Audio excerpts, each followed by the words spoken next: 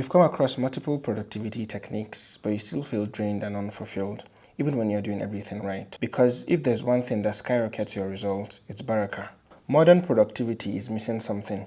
It's all about self-help, dopamine, efficiency, and optimization, which are not inherently bad themselves, but they're incomplete. You can track your sleep, your macros, your deep work, but what about the things that really matter?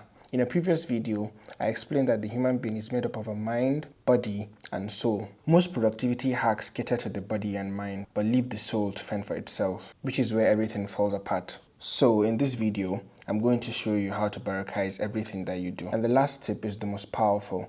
So make sure you stick till the end of the video so you don't miss it. I'm currently watching Sheikh Said Al-Kamali's commentary on the Muwatta of Imam Malik, and I can't help but think that Imam Malik wrote this book with his hand. It's been over 300 episodes across 5 years for the commentary of this series, and we're not even up to half of the book. So what did these scholars have that we don't? Barakah.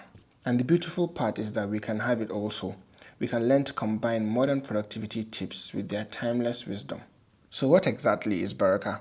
I once heard Sheikh Said Al-Kamali say, Barakah is a ziyada fil khair, an increase in goodness. So think of it as like a divine version of the Midas touch. You know the story about the Greek king Midas, where he could turn everything he touched into gold. But this one becomes better because it has Allah's blessing upon it. So let's talk about how to bring this blessing into your life. The first way to do it is intention, ikhlas, making sure that you purify your intention in everything that you do. It is said that when Imam Malik was compiling his Muwatta, the people of Medina came to him and said, Ya Aba Abdullah, why exhaust yourself writing this book? Other scholars have written similar books already. And then he replied to them, bring me those books. So they brought the books to him. He looked at them and then cast the books aside and said, by Allah, nothing from all this will rise and be elevated except what was intended purely for the sake of Allah. And he was right, because it was like those books were thrown in a well, but his Muwatta remains till this day and is one of the greatest books in Islam. It's also the same case with Imam Nawawi's 40 hadith collection. So many people have tried to replicate his style, but only his has stood the test of time and endured. That's Barakah, and that's a sign that it was accepted from him. And it all started with sincere intention.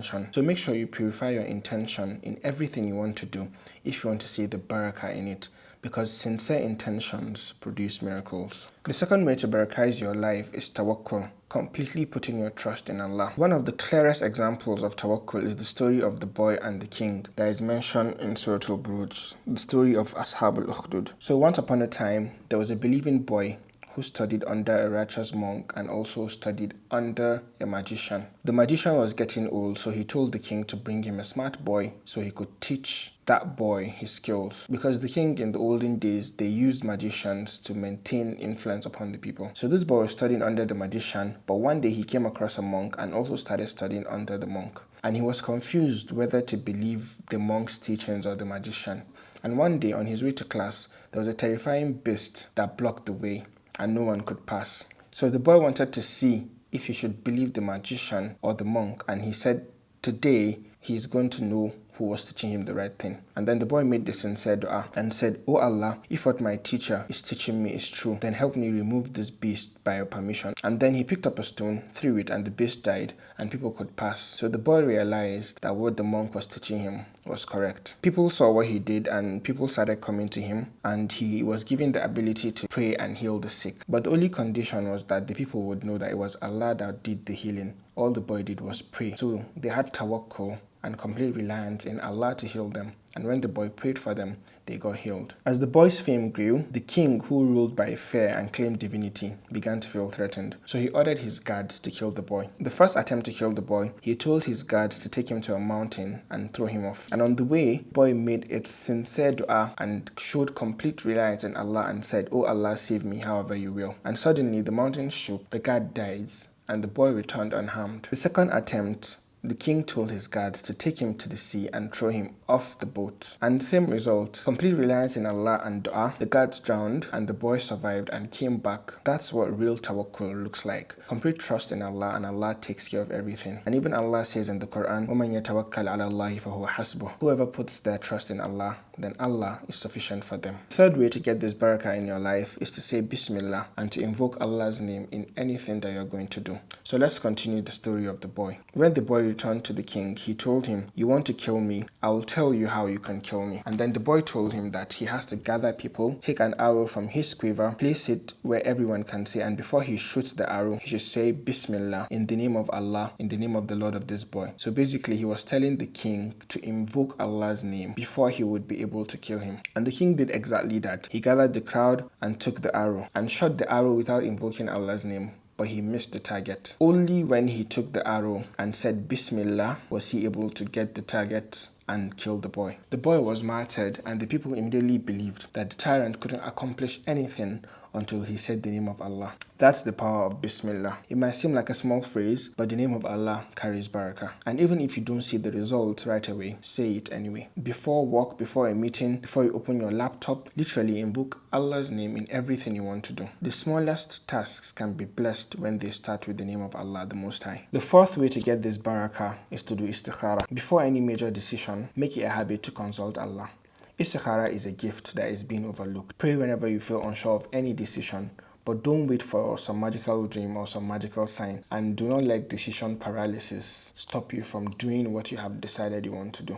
Once you've prayed it, just move forward and have trust in Allah, and He will guide you towards that thing that you want or move you away from it if it is not good for you. I've already done a full video on istikhara, so you can watch that video if you want to learn more. The fifth way to get that barakah in your life is to center your life and plan your life around Salah. And I don't just mean praying on time, but praying with khushu and building your day around it. We often try to squeeze Salah in our schedule, but instead you should flip it. Schedule your life around your Salah. When I started doing this, especially with my work tasks, I noticed something strange. I will stop working for Salah and come back with more focus and more clarity. Then online, one day I read about something that is called the Zeigarnik Effect. And basically, it means that we remember and stay mentally engaged with unfinished tasks more than finished ones. So pausing for Salah during your day doesn't break your flow and it doesn't stop your productivity. In fact, it makes your productivity better because when you come back to that task, you pick it up better than before. Apart from Salah giving you that Zeigarnik effect during your day, it's also an opportunity to unwind, to rest and to connect with Allah, your creator. And it's also a divine way to recharge yourself before you go around your day. The next way to get this barakah also in your life, and I believe this is the highest level of barakah,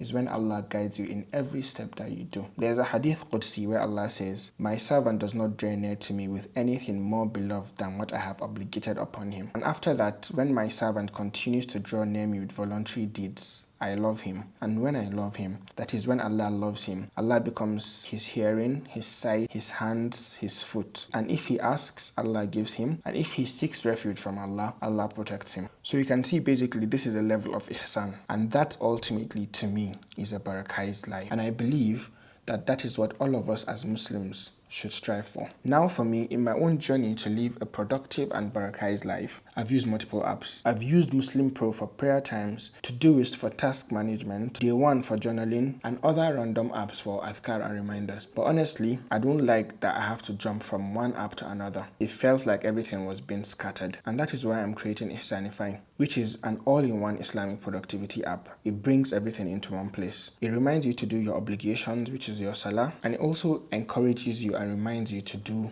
other voluntary acts like fasting, nafila and all. You can also track your goals, your habits, your dhikr, and even your tasks. So it helps you build your day with barakah at the center. And if that's something you're interested in, join the wait list. So be one of the first people to know when it's ready and can help us better test. Link in the description below. Thank you for watching this video, and please share it with someone that you think needs it, because that's the only way this channel grows.